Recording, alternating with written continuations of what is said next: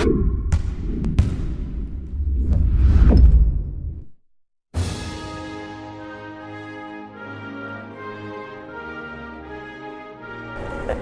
nepriklausomybės atkūrimo diena.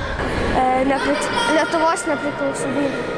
Kovo 11 buvo atkurta Lietuvos nepriklausomybė ir Lietuva nuo kovo 11 yra laisva.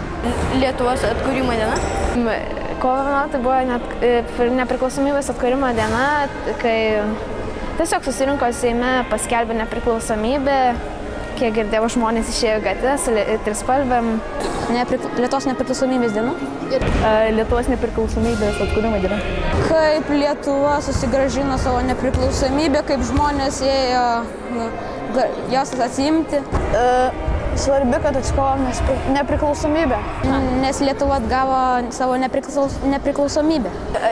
Prie katedros eina. Mes kalbam apie tą dieną ir paminim ją. Mūsų mokytojai labai kalba apie ją tą dieną, nes mums net atsibosta apie ją kalbėti. Mes šiaip mokykloje kovo 11 pirmadienį nereikia į mokyklą.